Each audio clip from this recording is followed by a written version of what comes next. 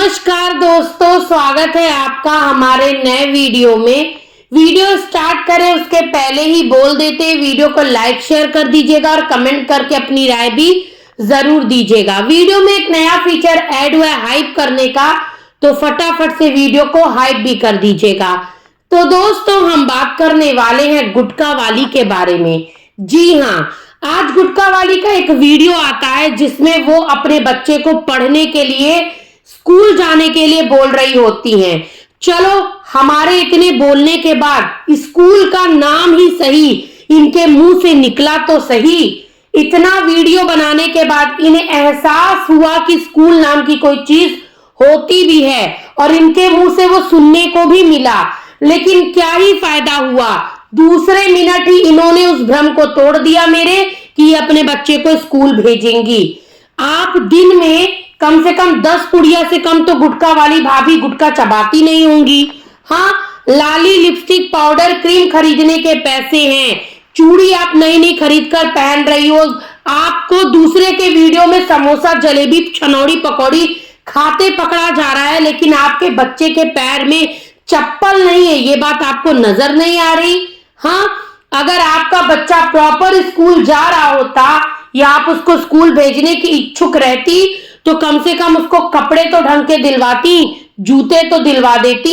एक चप्पल खरीदने की भी औकात आपकी नहीं है। अब ये तो मत झूठ बोलिएगा, क्योंकि समोसा, गुटखा ये सब भी पैसे से ही आते हैं, फ्री में तो नहीं आते हैं। अगर शिवानी के साथ ये लोग रहते थे तो शिवानी इनको और इनके बच्चों को कितना कुछ करती थी। शायद इस महिला ने अपने पैरों पर खुद ही कुल्हाड़ी मार ली।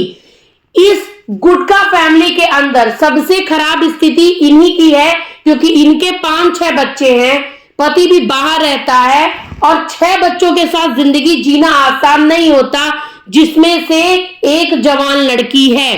खर्चे भी होंगे, बच्चे बड़े हो रहे हैं, चीजें भी बढ़ेंगी और करना भी पड़ेगा।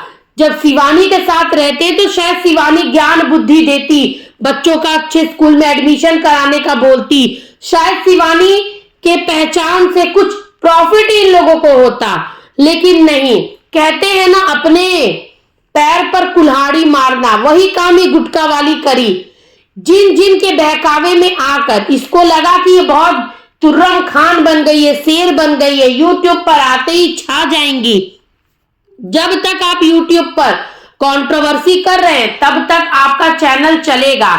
जैसे ही आप कुछ वैसी चीजें दिखाने लगेंगे, व्यूज कम आएगा और आप देखिएगा 1-2 दिन में जैसे ही व्यूज कम आएंगे, गुटखा वाली फिर से कोई नया गाली गलौज करता हुआ वीडियो या कुछ भी वैसा लेकर बैठ जाएगी।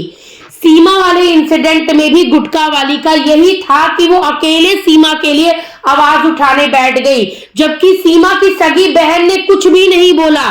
और टीमा, मुझे एक बात बताओ, तुम्हारा जो पति है उसके बारे में भी तो इतनी घटिया गलीच बातें बोली गई, तब तो तुम आगे नहीं आई। इसका मतलब तो यही है कि आधा देवी ने जो रिकॉर्डिंग रखी या जो भी बातें बोली वो तो सही है, और शिवानी के पास असल में तुम्हारे ही पति की रिकॉर्डिंग है, इसीलिए तो उस मुद्दे पर सफाई देने नहीं आई, अपने लिए आवाज उठाने चली आई। और ये कैसा परिवार है दोस्तों, जिसमें टीमा की सगी बहन भी यूट्यूबर है, दूसरी भाभी जो अंधेला है वो भी यूट्यूबर और इंस्टाग्राम पर एक्टिव है, सबके सब एक्टिव है। लेकिन वीडियो बनाया किसने? सिर्फ गुटखा ने बनाया, क्योंकि इसको ही पब्लिसिटी सबसे ज्यादा चाहिए थी। इसको लगा कि भाई साहब टीमा का चेहरा दिखाकर मुझे तो डॉलर ही डॉलर छपेंगे और गाली पड़ेगी किसे? शिवानी को, रिएक्शन चैनल वालों को। पर यहाँ उल्टा ही हो गया। जनता अब इन लोगों से कोई भी सिंपैथी रखना नहीं चाहती, क्योंकि जनता को सब पता है कि कौन कितने पानी में है। एक बात आप देखिएगा, जब आप घर में खाना बनाते हैं गैस पे या फिर चूल्हे पर बैठ के, गांव देहात के लोग तो फिर भी सुबह सुबह नहा धोकर रेडी होकर खाना पीना बनाते, पर यहाँ उल्टा है। इनके यहाँ गुटखा मुंह में भर के खाना पीना बनाया जाता है और अन्नपूर्णा माँ को ये लोग हाथ स्पर्श लगाते बिना नहाए धोए, गुटखा मुंह में भरकर। मतलब यार, ये चीज अगर ये कर रही है तो सोचिए अपनी बिटिया को क्या सिखाएंगी। माँ को ही देखकर बच्चे सीखते, और बच्चों को गलत क्यों बोलना जब माँ ही ऐसी हो। तो सोचो पूजा पाठ में, भागवत में गई हैं, वहां पर भी एक साइड पूरा गुल्ला बनाकर गुटखा भरी हुई हैं। सोचो जरा, पीच जा रही है, बोल रही है तो थूक जा रहा है। पूजा पाठ में आप सम्मिलित होने गई हो, क्या आप ये गंदी चीज बिना खाए नहीं सम्मिलित हो सकती? हाँ, लेकिन नहीं, बिना खाए तो ये रह ही नहीं सकती हैं। और आज इसलिए गई है कलश यात्रा में क्योंकि कल भंडारा है। पूरे प्राणी को दोनों टाइम खाना फ्री में मिलेगा। जहां फ्री में खाना मिले वहां गुटखा वाली एंड गैंग पहुंचते टाइम नहीं लगाती।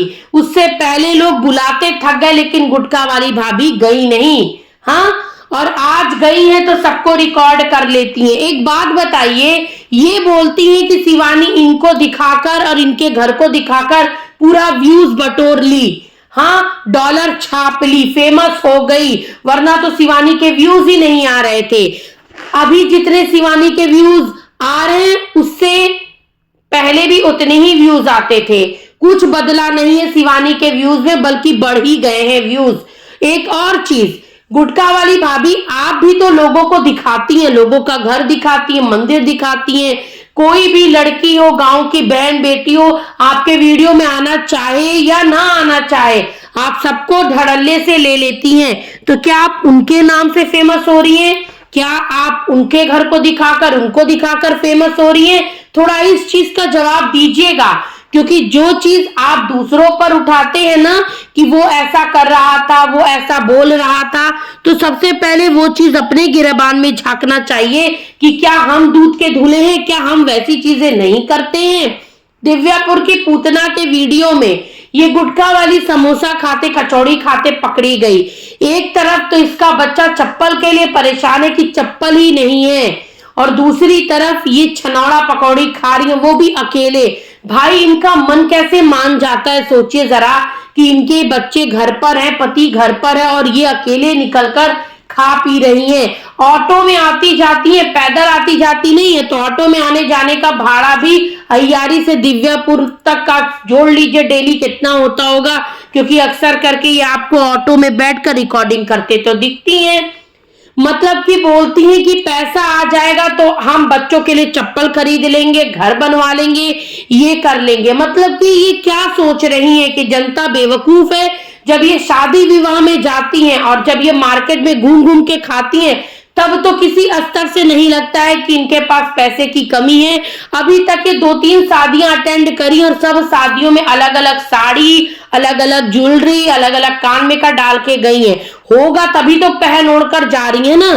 तो बच्चे के लिए चप्पल लेने में कितना पैसा लग जा रहा था कि वो आप खरीद नहीं सकती। हाँ, बच्चों को एजुकेशन सबसे ज्यादा जरूरी होती है। पढ़ाई लिखाई आज के जमाने में करना सबसे ज्यादा जरूरी है, पर इनकी जिंदगी में पढ़ाई का लेना देना नहीं था, लेकिन बच्चों की जिंदगी से भी इन्होंने पढ़ाई लिखाई का नामो निशान मिटा रखा है। बुरा लगता है मुझे इनके बच्चों को देखकर कि क्या माँ बाप है जो जुबान के स्वाद को बरकरार रखते हैं। मोमोज खा रहे हैं, फिंगर फ्राई खा रहे हैं, रोल खा रहे हैं, जलेबी छनौड़ी खा रहे हैं, लेकिन बच्चे के लिए न एजुकेशन की चिंता है, न चप्पल, न कपड़ों की चिंता है। बेचारे बच्चे, क्या ही उनका भाग्य है कि ऐसे माँ बाप मिले हैं उनको।